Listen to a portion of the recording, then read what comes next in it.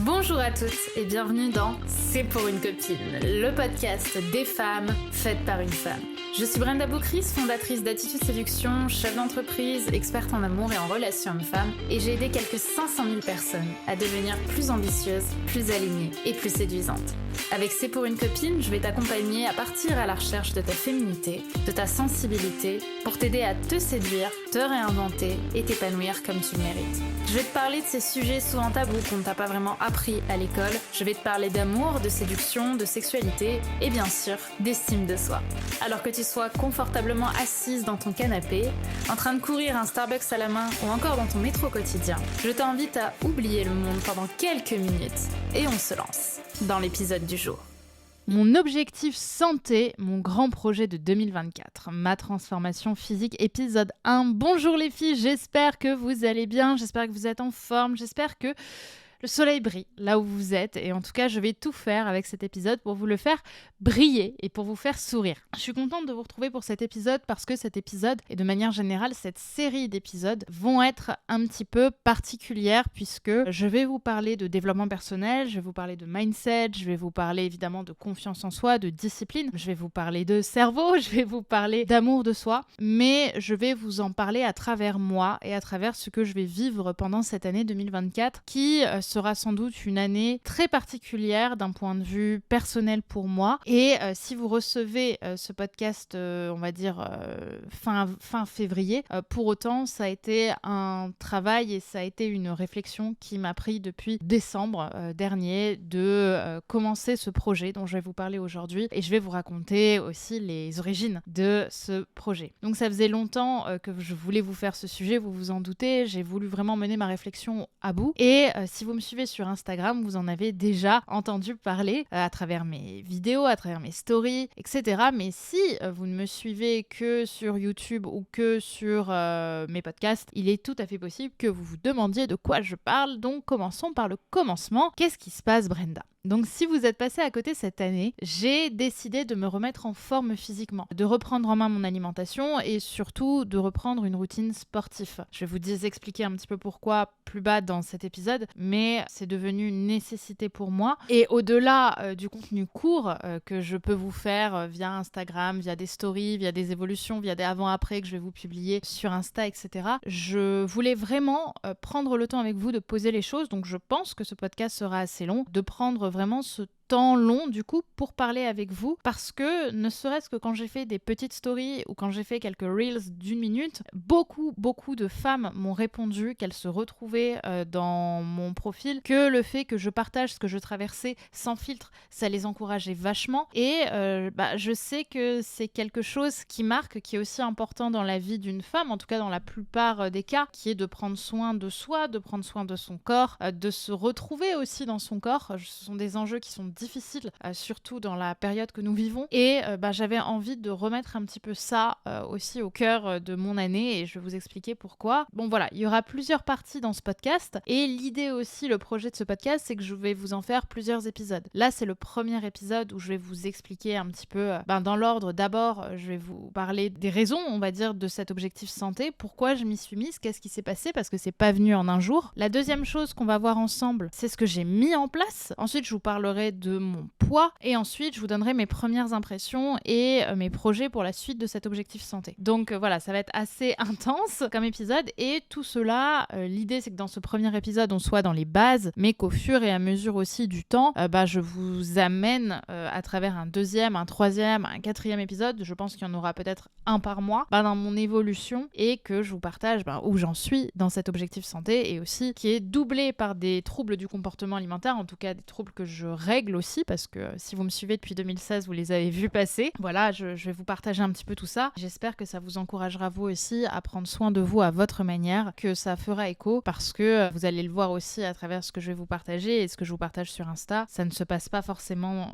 facilement. Voilà, c'est pas instagrammable comme contenu, mais c'est du contenu qui est vrai et en tout cas, c'est ce que je traverse moi et peut-être que certaines femmes se retrouveront dedans, donc j'espère que ça vous plaira. Donc si ça vous plaît, n'hésitez pas à m'encourager à développer ce podcast, à développer cette série aussi d'épisodes en me suivant évidemment sur Instagram @BrendaBoucris, le lien est en description, mais aussi à noter ce podcast 5 étoiles, c'est hyper important pour encourager les créateurs de contenu qui vous tiennent à cœur. C'est un encouragement qui est 100% gratuit et qui permet au podcast et de manière générale à nos réseaux de se développer, parce que ça envoie un message fort aux plateformes et à l'algorithme qui est si ce contenu est aimé, il sera apprécié aussi d'autres personnes. Donc n'hésitez pas, je vous demanderai même si c'est possible pour vous de le faire, de noter ce podcast, de le partager évidemment à une personne de votre choix à qui cet épisode pourra parler. Sur ce, il est peut-être temps de commencer. Je vais vous expliquer dans un premier temps le contexte de cette remise en forme, de cette transformation physique. Pourquoi ? Alors que vous allez le voir, je n'ai pas de problème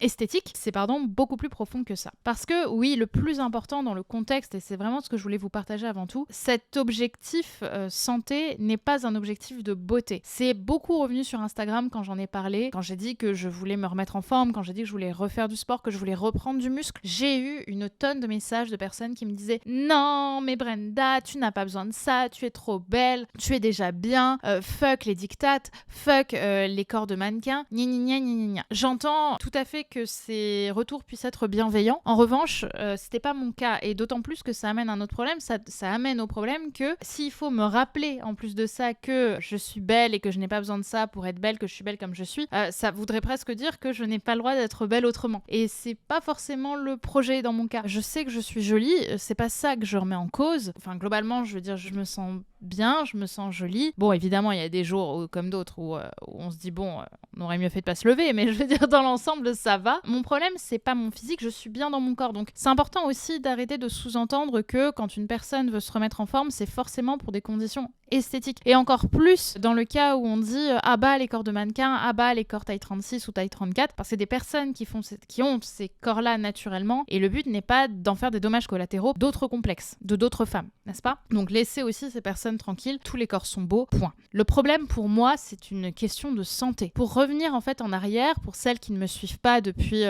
10 ans finalement presque, en fait j'ai eu des corps très différents. À l'adolescence, je prenais 10 kilos par an et j'avais les hormones en feu, c'était assez compliqué pour moi. Je faisais à peu près 75-73 kilos pour 1m63, donc j'étais en surpoids et surtout je le vivais extrêmement mal à cette époque puisque je vivais aussi du harcèlement scolaire, je me sentais pas jolie, je plaisais pas aux garçons, je faisais une taille, je me souviens que j'ai commencé à mettre du S, j'avais acheté un jogging taille S, je m'en souviens encore parce que je ne rentrais plus dans le 14 ans ou un truc comme ça. Donc j'ai été formée très vite, j'ai pris du poids très vite et pour vous la faire très courte, en fait à 18 ans, je découvre le développement personnel, je perds 17 kilos en 6 mois, je passe de la fille que personne regardait en soirée à la fille que tout le monde regarde en soirée, à la fille qui d'un coup devient la femme que les hommes veulent dans leur vie, mais pas tant en vérité parce que j'avais perdu du poids, mais parce que j'avais pris une putain de confiance en moi, parce que je perds ces 17 kilos sans sport. Je pense juste qu'en fait j'ai compris ce qu'était que les protéines, les glucides et les lipides, et globalement on va dire que ma vie a plutôt changé grâce à ça. Suite à cette période, en fait je perds du poids, mais j'ai envie de muscler tout ça, je gagne vachement confiance en moi. Je vous la fais très courte, je me mets à faire une sèche de compétition encadrée par une coach, et alors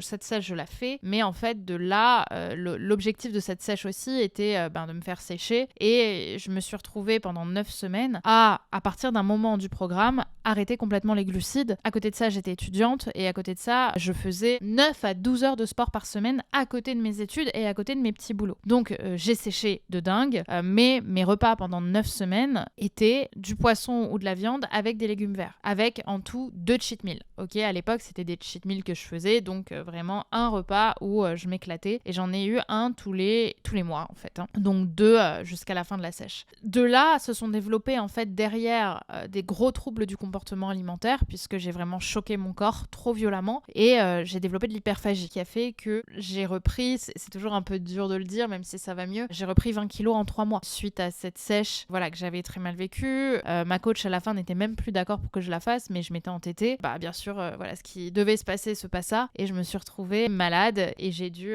vivre un surpoids qui était extrêmement difficile, voire pour moi au vu de ce que j'avais traversé. Ce surpoids avait été extrêmement humiliant, et je pense, même si je n'ai pas voulu voir de psychologue à cette époque parce que j'étais hyper entêtée, je pense que j'avais un état qui s'approchait petit à petit de la dépression, parce que reprendre 20 kilos en 3 mois c'est quelque quelque chose qui nous fait beaucoup souffrir. Et je regrette de ne pas m'être faite suivre à ce moment-là de ma vie. Finalement, je me retrouve avec un surpoids hyper important alors que j'avais arrivé à un niveau de sèche et de musculature. J'en ai fait un reel sur Insta qui était juste génial par rapport à ma condition et à mon passé. Et je me retrouve avec une reprise de 20 kilos. Donc l'hyperphagie, je pouvais monter à 10 000 calories par jour. Hein. Ça m'est déjà arrivé de monter à 10 000 calories par jour. Voilà, c'était une période particulièrement compliquée dans laquelle c'est très difficile de se retrouver. Donc en fait, je n'ai jamais vraiment eu de rapport indifférent à mon corps. Même quand j'étais petite, j'avais une famille, et j'ai toujours d'ailleurs une famille, où le physique est très important. On juge beaucoup les femmes sur le physique. Je suis d'une famille pieds noirs, donc d'Afrique du Nord, et je pense que beaucoup de femmes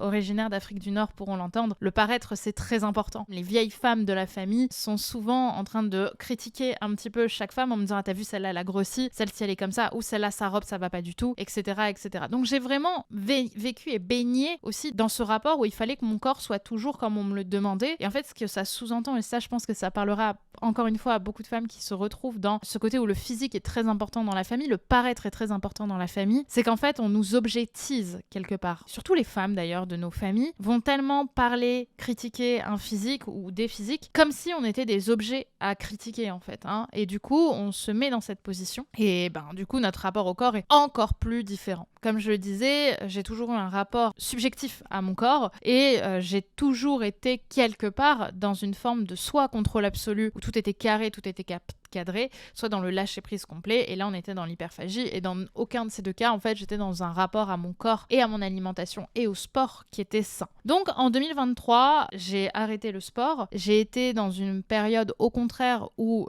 j'étais même dégoûtée du sport, j'en faisais plus, et ce qui devait arriver arriva, c'est-à-dire que j'ai perdu du muscle forcément, j'étais toujours en surpoids en 2022, en 2023, bref, j'ai toujours été en surpoids depuis cette période, mais en décembre, j'ai un déclic, parce que je pars, et vous l'avez vu sur Insta, je pars avec mes meilleurs amis en Asie. Donc je fais Singapour pendant une journée, mais je fais surtout Bali pendant 3 semaines et le Sri Lanka pendant 1 semaine. Et pour celles qui connaissent Bali, il y a à Bali un mont qui est très connu qui s'appelle le Mont Batur. Et en fait, ce Mont Batur, c'était mon objectif de le faire. C'était un truc que je voulais faire. Je voulais gravir une montagne. Je voulais faire une ascension. Je voulais vous faire un vocal inspirant derrière pour vous dire à quel point c'était stylé et à quel point j'étais fière de moi. Et surtout à quel point, tout le monde peut le faire. Sauf qu'en réalité, tout le monde ne peut pas le faire. Parce que moi, en tout cas, j'ai pas réussi, j'ai échoué. J'ai échoué à l'ascension du Mont Batur et ça a été très compliqué pour moi parce que en fait au bout de 10-15 minutes je n'ai pas pu continuer à marcher, je n'ai pas pu continuer à gravir, le dénivelé était fort. Apparemment il y a plusieurs chemins parce qu'il y en a qui n'ont pas du tout eu ce que j'ai eu, donc j'ai un peu les boules, mais en fait mon corps ne me suivait plus et c'est la première fois de ma vie, de ces dernières années où mon corps n'a pas pu me suivre sur quelque chose, c'est-à-dire que je ne pouvais pas faire ce que je voulais parce que mon corps n'était pas adapté pour ça. Et ça a été pareil pour le Sri Lanka, ça a été très compliqué. Alors plus gérable, j'ai réussi à monter le rocher du lion, mais j'étais essoufflée, j'avais peur, c'était dur parce qu'il y avait beaucoup de marches. Je vous invite à taper rocher du lion sur Google, vous allez comprendre. Ça a été dur. Ça a été très dur et en fait je comprends à ce moment-là et après c'est pas vraiment des vacances parce qu'en vrai je travaillais, mais c'est-à-dire que je comprends pendant cette période-là qu'en fait il y a quelque chose qui ne va pas, il y a quelque chose qui va pas avec moi. Je vois bien que mes amies, elles font du sport et ça aussi ça me bouscule un peu parce que si vous voulez, quand je vois mes copines ou mes amis, même mes amis les plus proches avec qui j'ai 10 ans ou 15 ans de relation, quand on se voit, je veux dire on va au bar ou on mange des pâtes ou on se fait un petit apéro à la maison, enfin voilà. En fait, on est dans un quotidien où on se fait plaisir. Sauf que mes amis, je les vois 2-3 fois par semaine max. C'est déjà beaucoup, vous allez me dire. Mais en fait, si tu alignes ça avec une hygiène de vie correcte quand t'es chez toi, c'est très sain. Et en fait, ce que j'ai découvert, c'est que mes amies, elles, vu qu'on était tout le temps ensemble pendant un mois, elles faisaient du sport. C'est-à-dire que j'étais pas toute seule, en fait, à juste me dire, bon, tant pis, j'ai pas de chance, moi je mange et je prends du poids. Non, parce qu'en fait, là, ça m'a re-responsabilisée. Vous savez combien la responsabilité, c'est quelque chose d'important pour moi. Ça m'a rappelé, ça m'a responsabilisée sur le fait que mes amies, elles, si elles tenaient ce physique et ces muscles, c'est aussi parce que elles font attention à leur alimentation, elles font attention à leur activité sportive et elles s'entretiennent quelque part par rapport à ça. Là, j'ai vu la différence, j'ai vu que les filles voulaient faire du sport, j'ai vu que les filles tenaient. Alors pour le coup, le Mont Batur, elles étaient épuisées quand elles sont montées parce qu'au final, moi, je suis montée en moto et elles sont montées à pied. Donc déjà pour l'ego, ça pique. Mais surtout, j'ai vu... Bon, les pauvres, en vrai, c'était dur pour elles aussi. Ça a été très dur.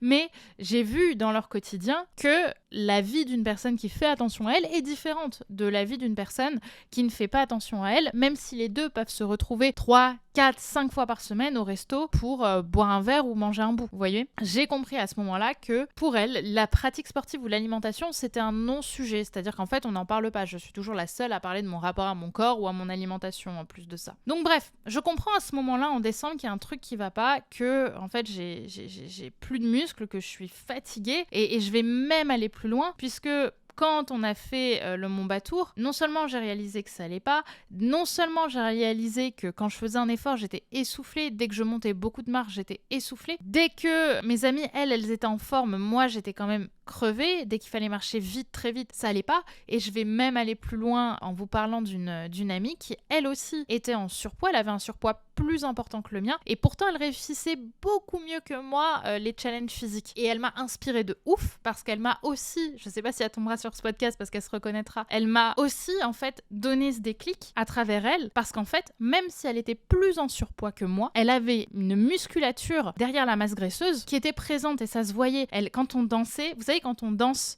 et que on descend un petit peu pour aller vers le sol, moi, il y avait un moment où mes jambes, elles tenaient plus.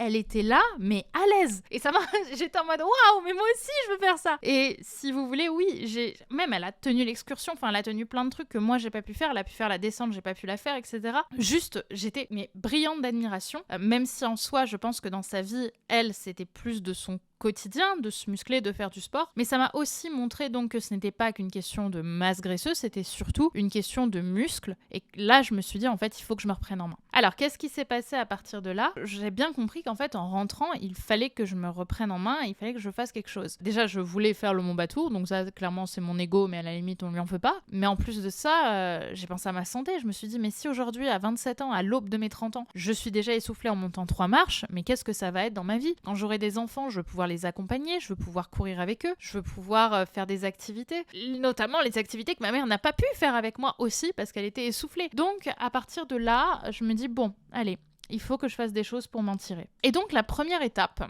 quand je suis rentrée, parce que vraiment ça me prenait la tête, c'est d'identifier tout ce qui m'avait freinée jusqu'à présent à être en meilleure santé. Et ça, je vous invite à le faire si c'est aussi quelque chose qui vous travaille. Et donc, dans mon cas, c'est évidemment les troubles du comportement alimentaire pleine balle, même s'ils vont mieux. Ma famille, parce que j'ai une famille qui dit je t'aime avec de l'huile. Comme je vous ai dit, j'ai une famille pieds noirs du Maghreb qui adore le couscous. Et je veux dire, je vous jure que parfois, je vois ma mère prendre la bouteille d'huile et vider la moitié dans la marmite. Je déconne pas. Je vous jure que c'est vrai. J'ai vu ça de mes yeux. Et j'étais choquée. Et ma grand-mère, qui a 99 ans aujourd'hui, que certains connaissent de réputation, parce que c'est une femme très forte. Pareil, elle, toute sa vie, cuisiner avec autre chose que de l'huile, c'est pas possible. Mais je suis née dans une marmite d'huile, c'est évident. Voilà, il y avait ça. Il y a les restos, parce que c'est vrai que du fait de mon travail, être entrepreneur, c'est enchaîner beaucoup de rendez-vous. Enchaîner beaucoup de rendez-vous, c'est souvent les faire au resto. Et en plus de ça, je suis quelqu'un qui sort aussi beaucoup avec mes amis, donc j'enchaînais les restos. À une période de ma vie, j'allais 1 fois par jour au restaurant, pour vous donner une idée. L'alcool, parce que l'alcool, c'est quelque chose qui fait partie de ma semaine. Je dirais pas de mon quotidien, heureusement, mais je veux dire, je sors beaucoup avec les amis. Le week-end, il y avait souvent 1 ou 2 soirées, donc l'alcool faisait aussi partie. Les ancrages, évidemment. Les courses que je ne faisais pas en conscience. C'est-à-dire que j'étais un petit peu en mode, c'est les courses. Tiens, si je m'achetais ça, si je m'achetais ça. Et je regardais pas du tout de quoi étaient composées les choses. J'utilisais beaucoup d'aliments transformés aussi, sans regarder ce qu'il y avait dedans. Et surtout, et là, attention, tout le monde s'accroche, les Uber Eats. Mais les Uber Eats, ça a été un scandale. Je les ai comptés. J'ai fait, attention à ce qui va se dire, parce que là, j'ai peur pour vous. J'ai peur que vous allez être choqués comme je l'ai été. Au mois de novembre, j'ai fait 21 Uber Eats. Plus tous les restos que je fais à côté. Donc, je vous laisse imaginer ce que ça fait par déjà de budget, mais en plus de ça, ce que ça fait en termes d'alimentation. Parce que je commandais pas des salades, je commandais des pizzas, des burgers ou des pâtes. Donc là, je vous avoue que quand je fais le calcul de tout ça, je suis assez choquée. Je suis assez choquée, surtout les Uber Eats, parce que là, je me dis, waouh, quand même, Brenda. Et en même temps, je me dis que c'est quand même une très bonne nouvelle. C'est une très bonne nouvelle, ce que je vois là, parce qu'il y a des explications. En fait, ce qui aurait été plus inquiétant, c'est si j'avais une hygiène de vie hyper saine et que je j'étais quand même en mauvaise santé. Ah oui, et bien sûr, j'avais pas de salle de sport non plus. Donc, bien sûr que là, en fait, je me dis, ok, il y a un problème et j'ai trouvé notamment certaines causes de ces problèmes. Et donc, je vous invite à faire pareil parce qu'une fois qu'on a nos explications, une fois qu'on a nos justifications, à savoir chez moi, pas de salle de sport, les TCA, la famille, les restos, l'alcool, les ancrages, les courses hors conscience et les Uber Eats, bah en fait, derrière, on peut trouver des solutions. Problème, solution. Problème, solution. Problème, solution. Et donc, si on résume, il fallait que je trouve surtout 3 ou 4 solutions principales, à savoir retrouver une activité sportive sans avoir la flemme et surtout avoir du plaisir, parce que pour moi c'était important, j'ai pas envie de faire une activité sportive, c'était l'un des grands enjeux de cette année, si je reprenais le sport, je voulais pas y aller en traînant des pieds, je voulais que ce soit quelque chose qui me fasse kiffer. Donc il y avait ça, il y avait sortir de la malbouffe sans faire un régime non plus, parce qu'on a vu ce qu'a donné la sèche pour moi, c'était pas le projet, surtout quand on fait partie des personnes comme moi qui ont des troubles du comportement alimentaire. Donc ça m'amène d'ailleurs à une excellente transition, puisque le troisième problème à régler, c'était de régler plus profondément mes troubles du comportement alimentaire au niveau psyché. Parce que pour moi, on ne règle pas des troublements alimentaires avérés, donc des vrais troublements alimentaires qui ont été diagnostiqués, avec un nutritionniste ou un coach qui n'a pas de compétences psy. C'est un travail qui ne se fait pas dans l'assiette, avant tout les TCA, c'est un travail qui se fait dans la tête. D'accord ? Donc pour moi, les troubles du comportement alimentaire se règlent avec une thérapie. Ils ne se règlent pas avec une discipline. Au contraire, ça peut que faire les aggraver. Donc pour ça, j'avoue que le fait d'être entrepreneur m'a beaucoup aidé. J'ai investi dans plusieurs personnes et dans plusieurs programmes. J'ai d'abord pris un coach sportif,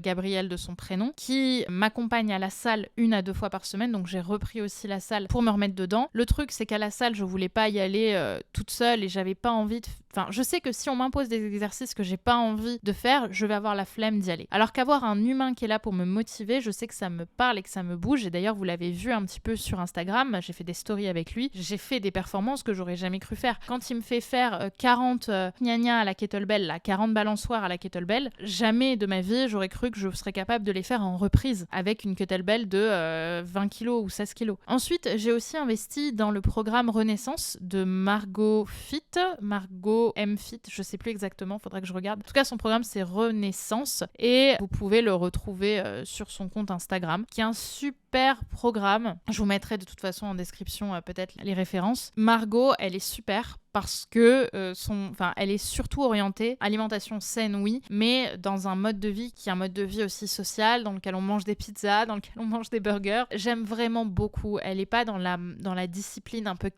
trop carrée de certains coachs. Voilà, avec elle, j'ai mis en place plein de choses et j'ai appris beaucoup de choses que je vais vous partager. Elle m'a beaucoup aidée et je vous invite à faire son programme en plus, qui est un programme assez accessible, qui est disponible sur internet. C'est pas un coaching que j'ai fait avec elle, c'est un programme en ligne et dans lequel elle peut vous accompagner aussi si vous êtes suivi à côté pour des troubles du comportement alimentaire. Ce programme peut être tout à fait complémentaire. Et en tout cas, moi, il m'aide beaucoup. Et la dernière personne dans laquelle j'ai continué d'investir, parce que ça avait déjà été un début, c'est mon propre thérapeute. C'est la personne qui m'accompagne dans ma vie à aller mieux.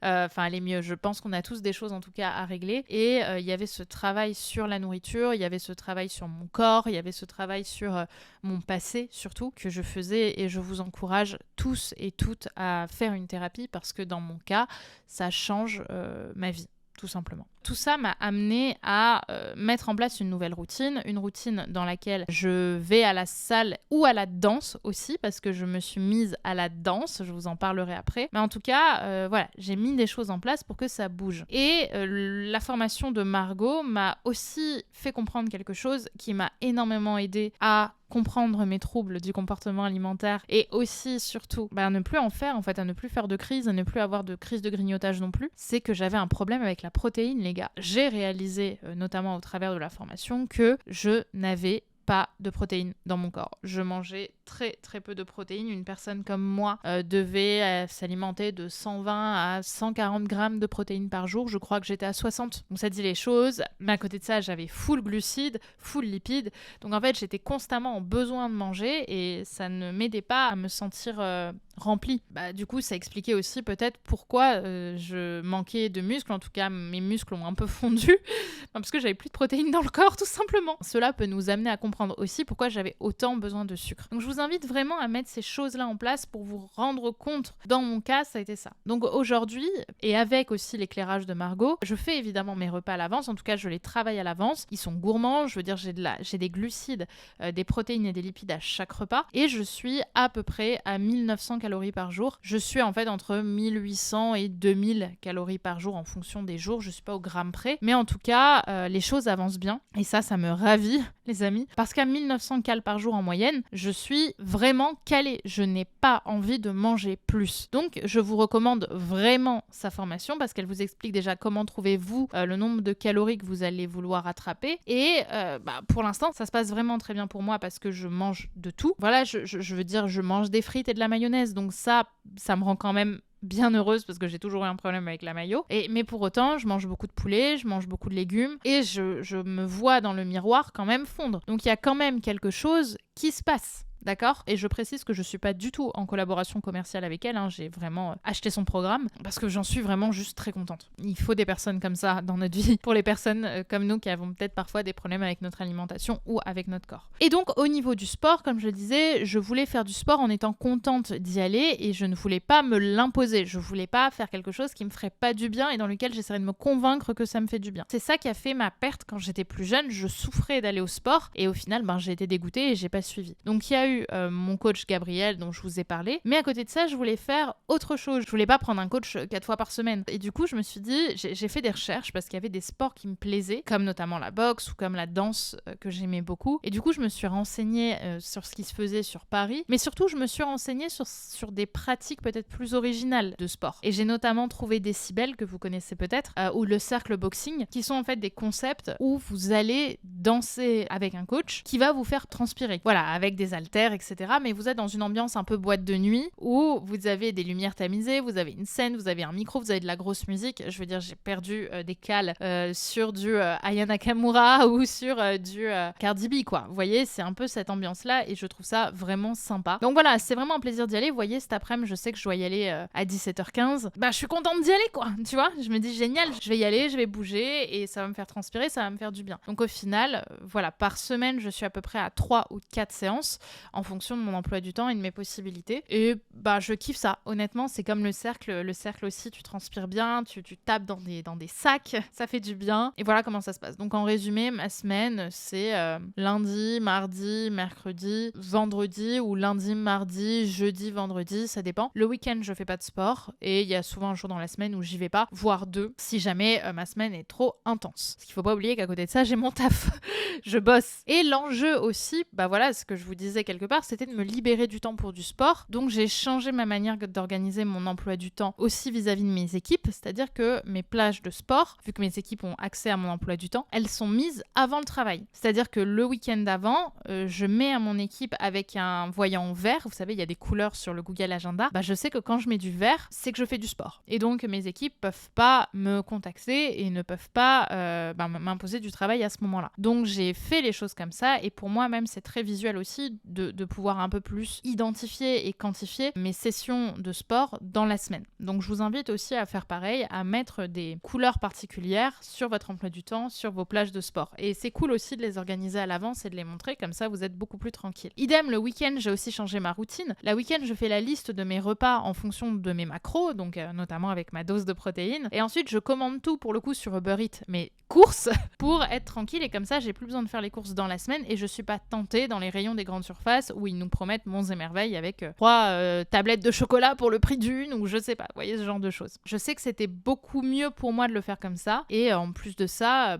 à mes yeux, ça reste plus économique de faire mes courses sur Uber Eats étonnamment parce que, comme je l'ai dit, je suis pas tentée pour acheter autre chose et je commande exactement ce dont j'ai besoin pour les repas de ma semaine. Donc ça, je vous invite aussi à le faire et vous allez voir que ça change quand même beaucoup de choses d'organiser ces repas avant la semaine qui arrive, quoi. Et donc le dernier point, c'est que j'ai décidé de vous partager cet cette évolution qui n'a pas été une décision facile, mais je sais que quelque part vous partagez ça, ça m'encourage aussi. J'espère qu'on s'encouragera ensemble. J'ai pas fini cet épisode, mais déjà ça vous en parle un peu plus et ça vous permettra peut-être aussi vous inspirer à trouver votre manière à vous aussi de mettre en place des choses pour conjuguer les deux, parce que c'est quand même quelque chose qui me fait peur, même si ça se passe bien, parce que ça a été le travail de ma vie, le rapport au corps, le rapport aux muscles, le rapport au gras, enfin la graisse, ça a été des choses délicates pour moi, et aujourd'hui je suis heureuse de me dire que c'est peut-être le moment, à l'aube de mes 30 ans, de me trouver et de me dire ok, maintenant je suis peut-être prête à aller mieux et d'investir dedans, d'aller chercher ce dont j'ai besoin pour trouver les opportunités dont j'ai besoin pour avancer et pour réussir à sortir de ce qui me faisait le plus souffrir aujourd'hui et ce qui m'inquiétait aussi d'une certaine manière pour la suite de ma vie. Donc ensuite, parlons mensuration, parlons impression. Voilà ce que je voulais déjà vous dire par rapport au contexte et à ce que j'ai mis en place. Maintenant, parlons de mes impressions et des mensurations. Donc, pour être honnête avec vous, j'ai décidé de ne pas me peser. J'ai des mensurations de départ, mais par contre, j'ai décidé de ne pas me peser parce que je sais que les chiffres sont quelque chose qui booste mes troubles du comportement alimentaire. Je ne sais pas pourquoi, mais quand je me pèse, j'ai un problème de performance ou je sais pas, mais si je descends trop bas, je m'inquiète et j'ai besoin de remonter. C'est marrant, mais c'est comme ça que ça se passe pour moi. Mais bon, pour vous la faire courte, dans l'ensemble, je me suis pas repesée depuis avant Bali, mais je pense qu'on devait être à peu près à ça. J'étais à peu près à 80 kg pour 1m63. Ça fait beaucoup, n'est-ce pas? C'est de la masse graisseuse, hein, soyons honnêtes. C'est pas du muscle.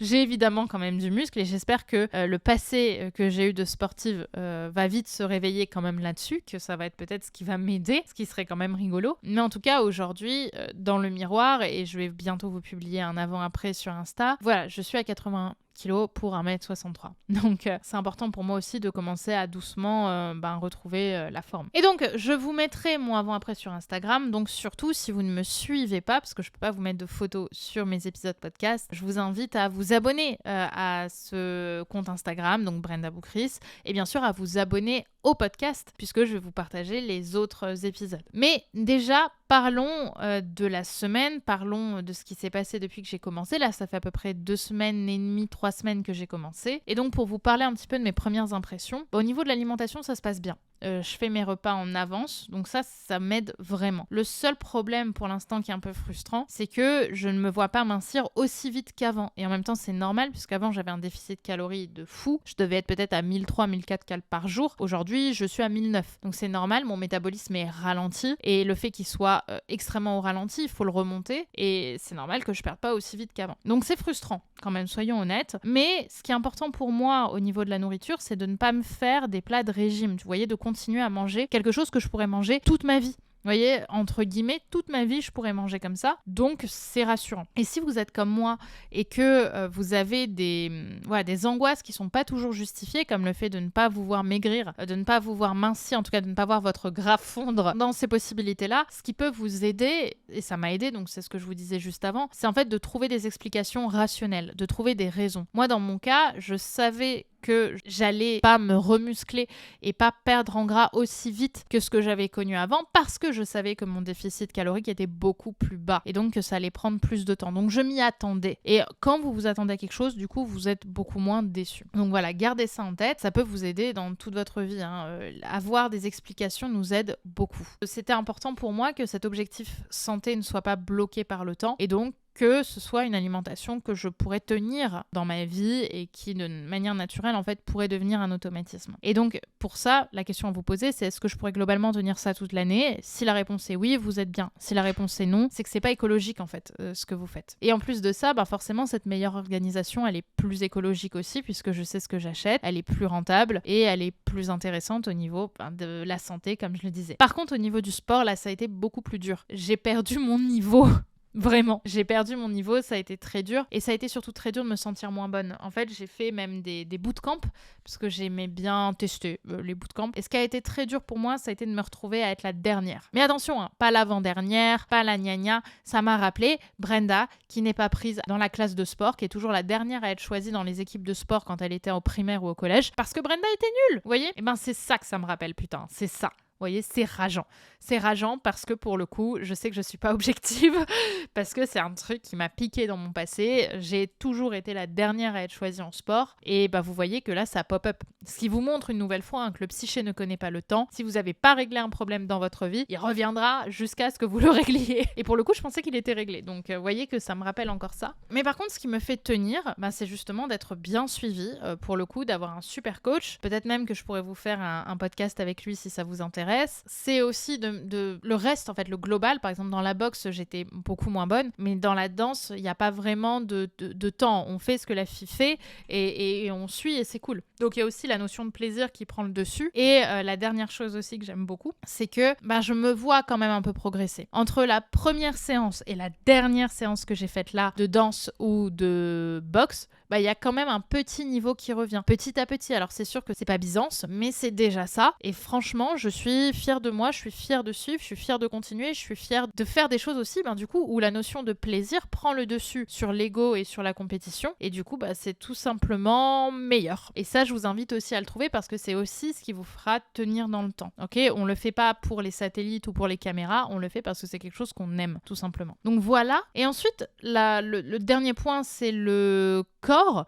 Donc comme je le disais tout à l'heure, je me vois pas mincir aussi vite qu'avant, je me vois pas perdre du gras comme j'ai pu le faire, mais je me sens dégonflée et je me sens en meilleure santé et c'est le meilleur indicateur pour moi. Dans le sens où j'ai été moins essoufflée par exemple sur la dernière séance de cardio que sur la première, parce que du coup j'ai aussi remis mon cardio en route, vous vous en doutez. Je me rassure aussi en me disant que déjà, comme il y a cette notion de plaisir avant le physique, les choses vont finir par bouger, mon métabolisme va finir par se relancer. J'ai aussi, et ça c'est une grosse fierté pour moi, réussi à faire des restos sans culpabiliser derrière, parce que comme l'explique très bien Margot, de manière générale, c'est pas un resto par semaine ou deux qui vont changer complètement la donne à condition de ne pas se faire un burger à 60 étages. Et en fait, du coup, pour moi, le fait d'avoir pris, et ça c'était quelque chose qui m'angoissait beaucoup, mon premier burger au restaurant, il y a quelques jours, j'ai pas du tout culpabilisé en le prenant. Je l'ai mangé un peu trop vite, ça m'a saoulée, mais je veux dire, j'ai pas culpabilisé d'avoir dépassé mes cales. Et du coup, je n'en voulais pas à mon corps. Et ça, c'était un truc de fou. Ça, c'était un truc de fou parce que c'est la première fois que je n'angoissais pas en me disant « Putain, ça y est, t'as pris 10 kilos, c'est sûr, Brenda. »